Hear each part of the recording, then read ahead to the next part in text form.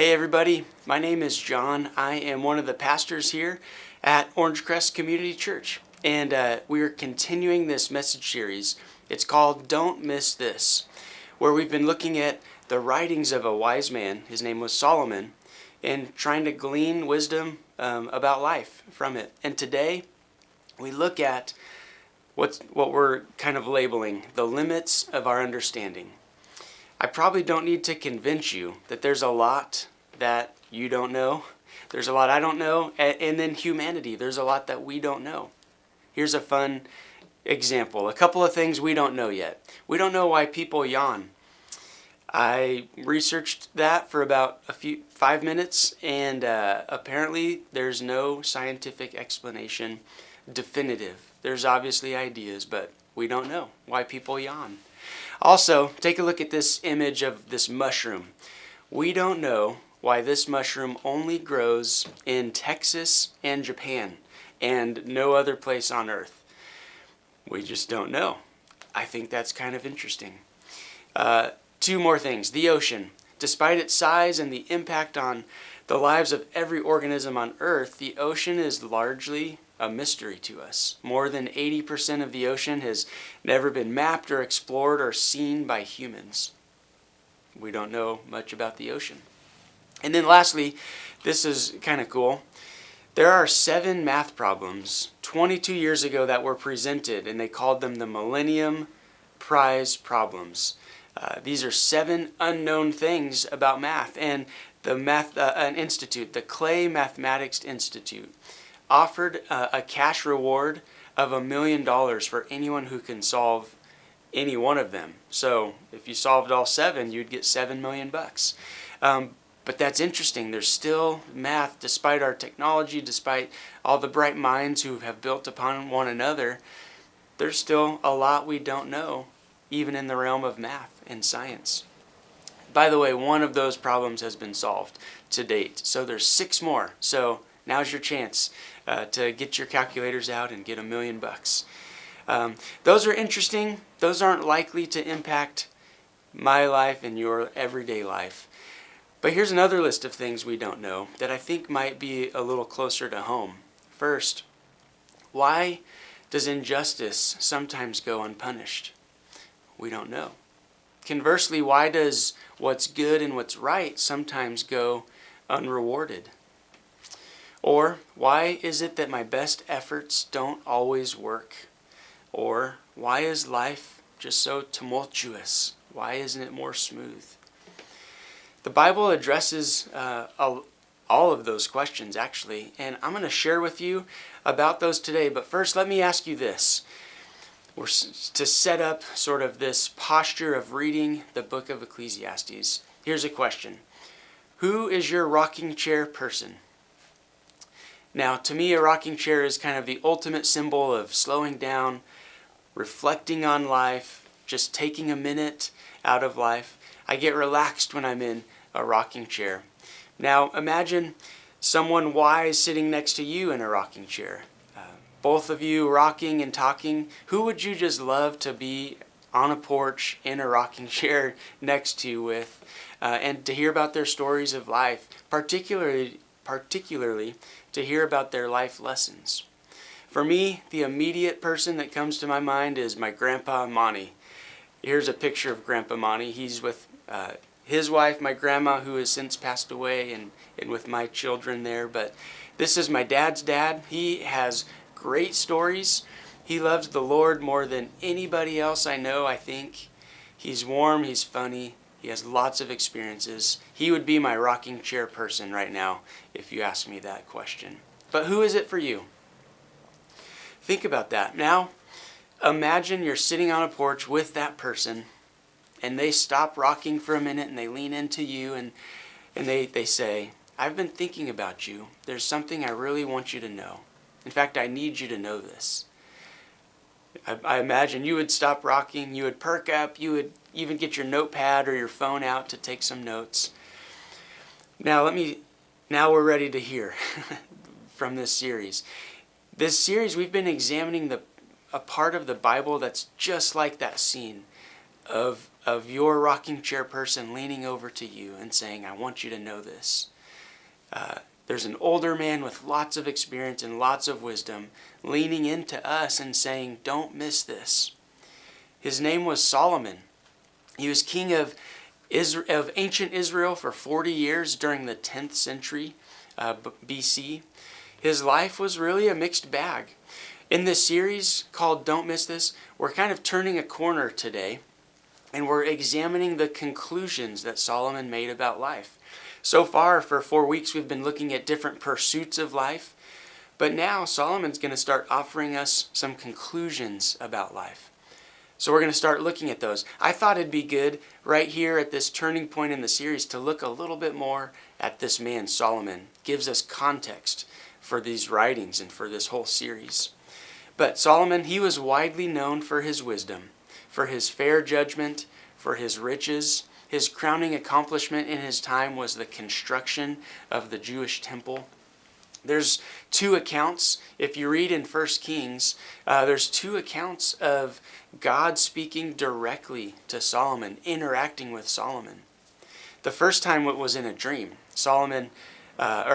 God approached Solomon in a dream and said, ask for whatever you want me to give you. That's 1 Kings 3:5.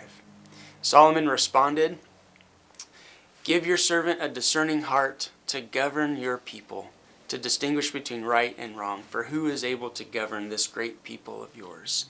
Solomon was already the king of Israel, and he just had this urgent need for wisdom, and that's what came first to his mind when God asked for anything. Now, God was very pleased with this request. He granted wisdom to Solomon, and God granted him great wealth and great power, actually, since he didn't ask for those things. Listen to this summary of young Solomon. Here's sort of the biography. 1 Kings 4, it says, God gave Solomon wisdom and very great insight, and breadth of understanding as measureless as the sand on the seashore. That's a lot of wisdom. Verse 30, Solomon's wisdom was greater than the wisdom of all the men of the east, greater than all the wisdom of Egypt. He was wiser than any other man, including Ethan the Ezrahite. We don't know who these are, but they were apparently wise men. Wiser than He-Man. I love that He-Man is in the Bible here. Calcol, Darda, the sons of Mahol, and his fame spread to all the surrounding nations. It goes on. Listen to this about Solomon. He spoke 3,000 proverbs. His songs numbered 1,005. He described even plant life, from the cedars of Lebanon to the hyssops that grow out of the walls. He also taught about animals and birds and reptiles and fish. Men of all nations, not nearby nations, men of all nations came to listen to Solomon's wisdom, sent by all the kings of the world who had heard of his wisdom.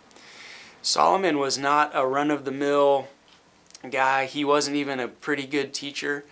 His wisdom and insight, the Bible says, was measureless as the sand on the seashore. That's incredible. And beyond that, he literally had it all.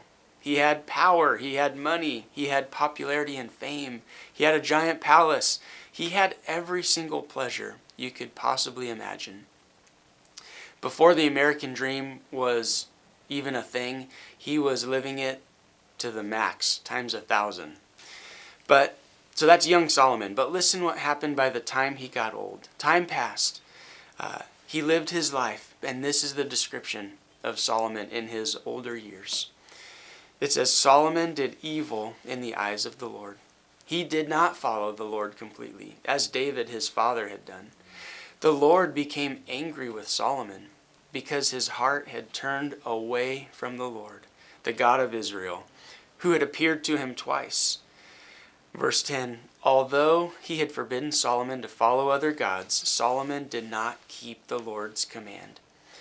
So the God who granted Solomon's request and was the source of everything Solomon had, the reason for Solomon's success, Solomon disobeyed. He walked away. He took several missteps. The Bible goes on and describes the consequences that Solomon faced, like several armies rising up against his nation. Also, intense turmoil in his latter years bubbled up within the kingdom, and it led to rebellions. After 40 years of reigning, Solomon died. His son took his place, and the splatter circle of Solomon's life was big. One scholar wrote this about Solomon, that the negative course set in play by Solomon's sins remained unresolved for centuries. It took centuries for this nation to recover.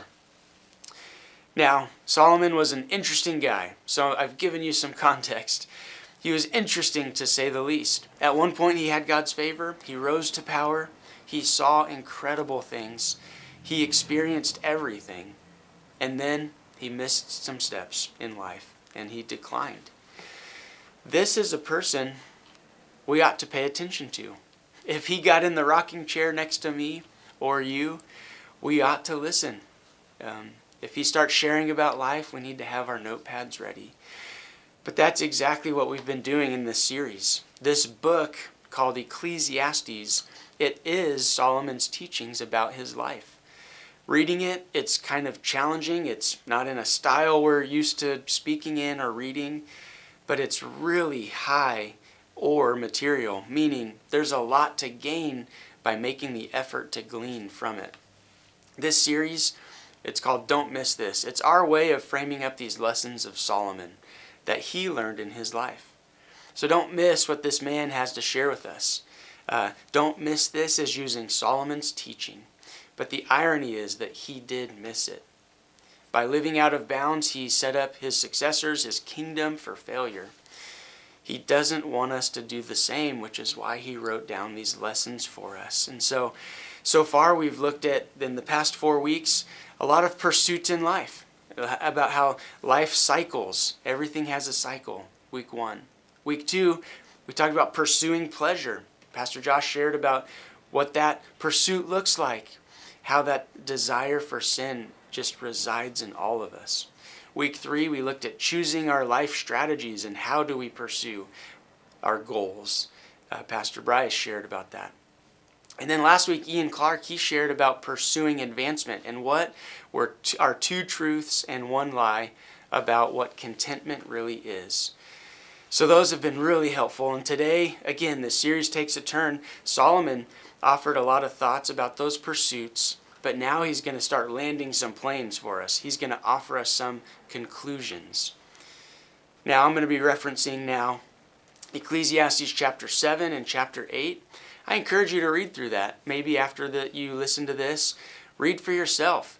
The writing is tricky. You really have to get in and soak into it. It's more like a stew than a progressive dinner where you get in, you kind of read it all together and all the flavors come out and blend together. So I'm going to be walking us through chapter 7 and 8, but a little bit out of order because I think I'm getting what Solomon is trying to say to us. And here's the conclusion for today that we're going to look at. It is that there are limits on our understanding. This is a major conclusion that Solomon wants us to know. Solomon's not saying we're limited in our understanding about that mushroom that only lives or grows in Texas and Japan, or the limits of our understanding of the ocean. We're okay with that. I don't care that I don't know about that mushroom or about the ocean. I'm not embarrassed that I don't know that. I don't have a deep desire to have to know those. But Solomon is talking at a higher, more important level. He's cutting to the heart, describing our limits on our understanding of things we desperately want to understand and try to understand. Things like, what will happen in the future? Why do bad things happen? What do the pursuits of my life actually lead towards? So I'm going to frame these up in a way that makes sense to me. I'm going to tell you about 3 bummers and 1 key takeaway. My mom, growing up, she had a helpful way of shaping my perspective about life. As I ran into things that didn't go my way, she would say, "Bummer, dude."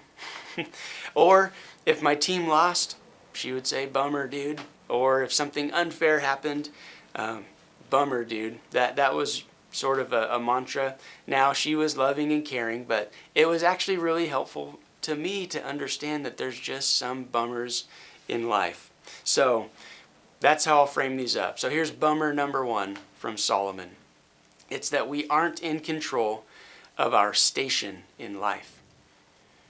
We can't control the outcomes. By station, what I mean is our circumstances, or where we're at in life, the position we have, the cards you were dealt in life, or sometimes it's referred to as your lot. We're not in control of our station in life. We tend to spend our lives pursuing all those things that we've been looking at: pleasure, advancement, happiness, contentment, success. And we try to get what we want out of life. That's actually really natural. Within the right boundaries, that's actually okay to pursue. But what we learned from Solomon is that we are not in ultimate control of the outcomes of life. And if there was ever a man who might have been able to control his outcomes with his power and resources and wisdom, it was Solomon. But this is a rocking chair moment with Solomon. He leans over to us and shares with us this paradox of life. And it's wisdom is a key ingredient to success, but it is not the magic key of life.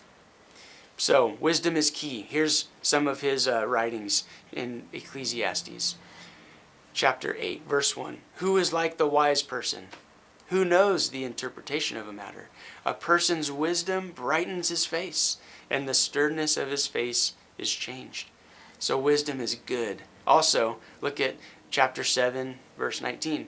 Wisdom makes the wise person stronger than 10 rulers of a city. So wisdom is important, and wisdom is key. And Solomon knows, because he had it. But it's not the magic key to life. Look at chapter 7 again, verse 23. I have tested all of this by wisdom. He's talking about life. I resolved I will be wise, but it was beyond me. What exists is beyond reach and very deep. Who can discover it? That's a little bit of a bummer to hear Solomon say that. Remember, his wisdom was as measureless as the sand on the seashore. And he said, it was beyond me. Life was beyond him. Also, chapter 8, I observed all the work of God and concluded that a person is unable to discover the work that is done under the sun. Even though a person labors hard to explore it, he cannot find it. Even if a wise person claims to know it, he is unable to discover it. So what do these competing paradoxical thoughts all mean? One scholar said this about Solomon's writing, that Ecclesiastes could be accurately described as a report on the failed quest for eternal life. Solomon tried it all. He tried to unlock the magic key of life and live life to the full.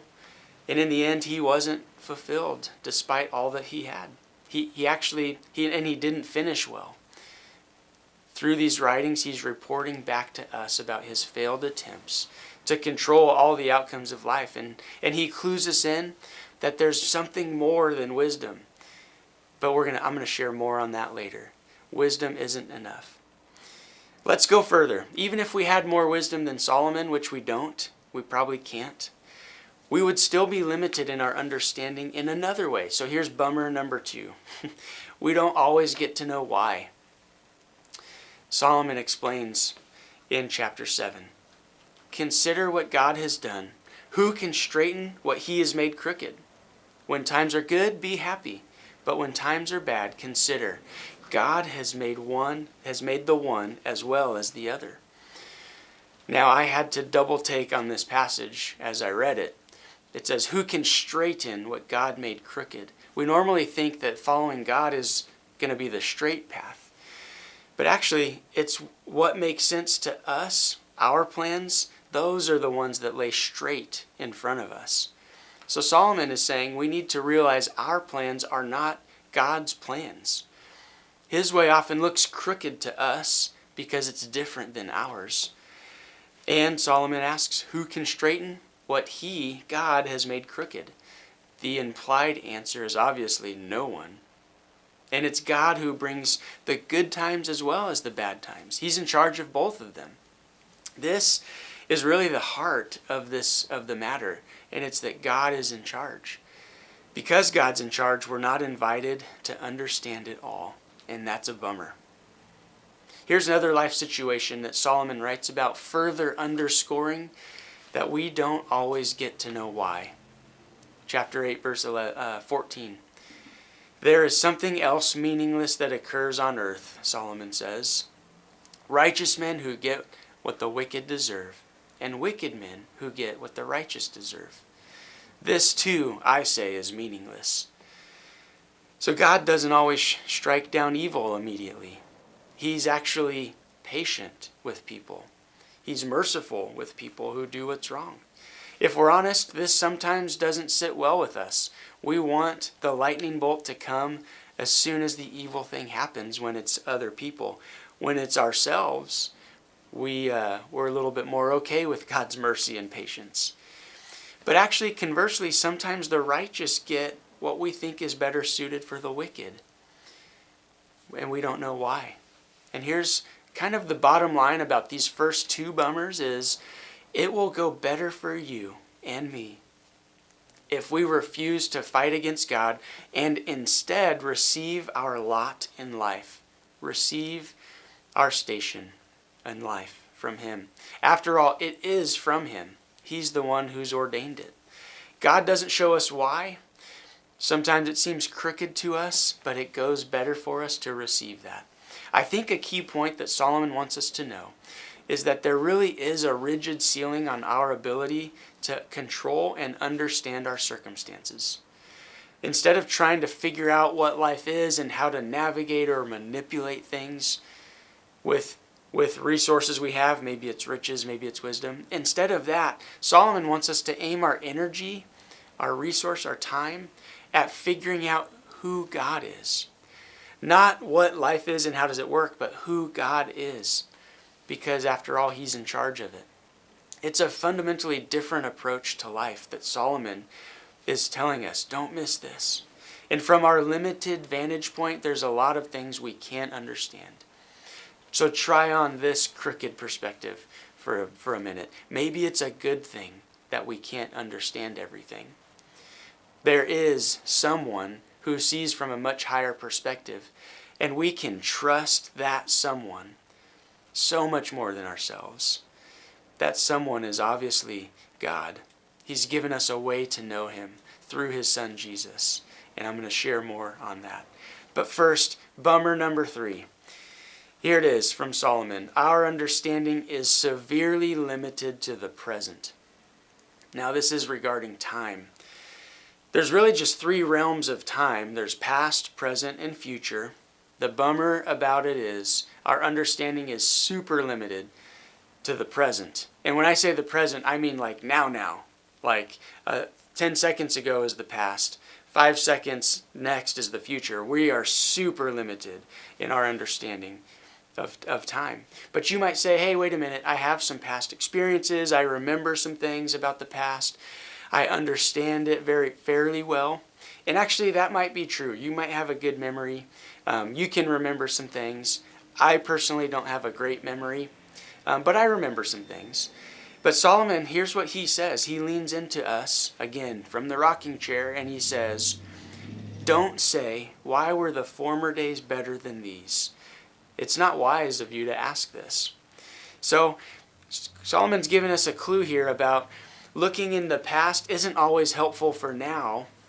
And it's because our memory isn't always as fair as we think it is. There's a lot of reasons I think Solomon says it. Here's one of them.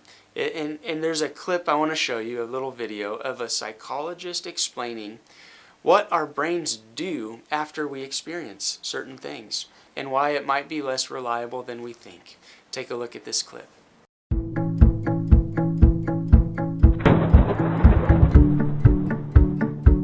There's a puzzle about our memories of experiences. Let's call it the Disney paradox. And if you've been to one of the Disney theme parks, you'll know exactly what I'm talking about.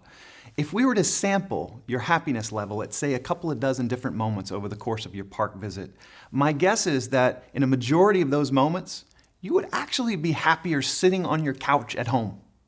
It's less humid there, less crowded. You can get a hot dog for less than $10.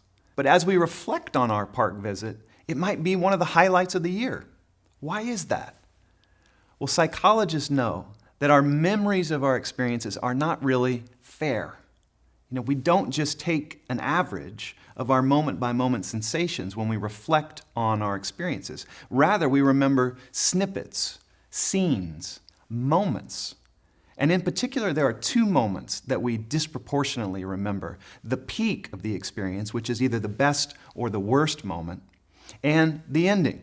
So when we look back on Disney, we tend to remember the roller coaster moments, the sweet family moments, the surprises, but we don't recall that moment-to-moment sweatiness and irritability.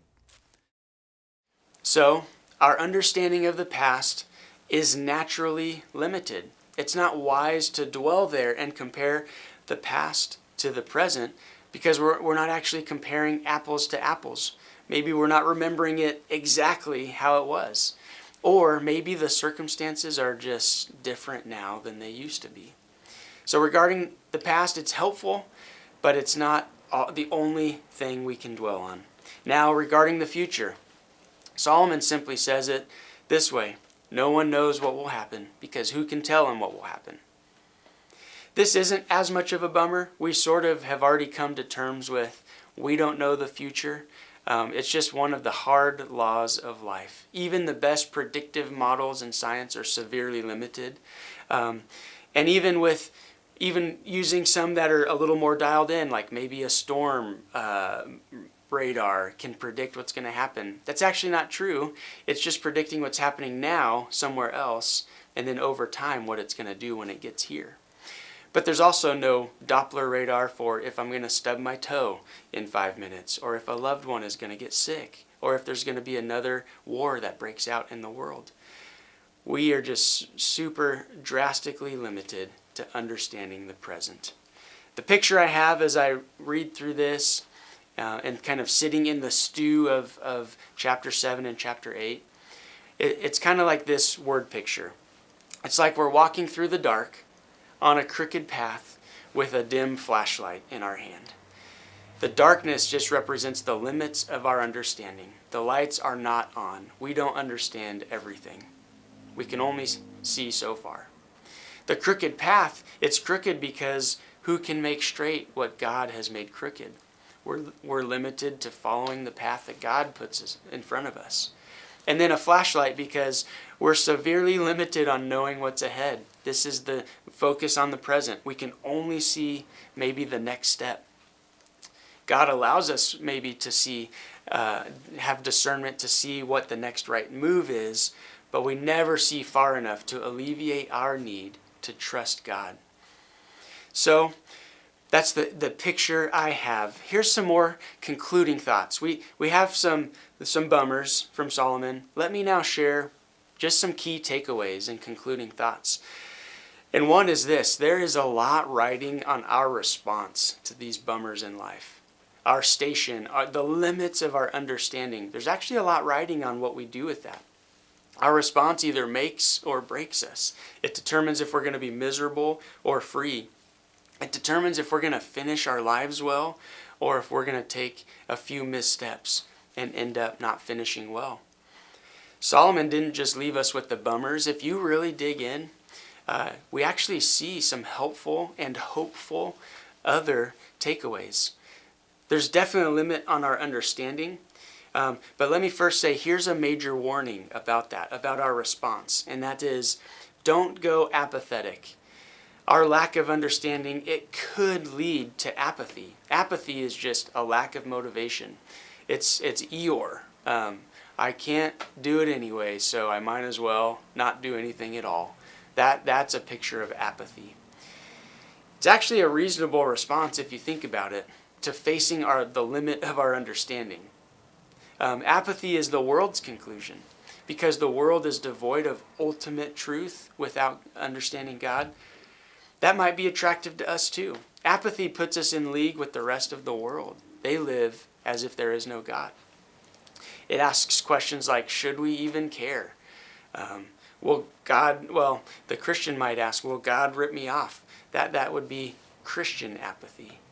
But let me say it positively. So don't get into apathy, but saying it positively, keep moving in life. Keep moving with purpose and gusto or zest in your step. Having limits on our understanding does not mean we should give up and that we have no purpose. We actually have the chance to know God, to relate to Him. This is the same God who created the world, the same God who spoke to Solomon in the dream. And He is not limited in His understanding in any way.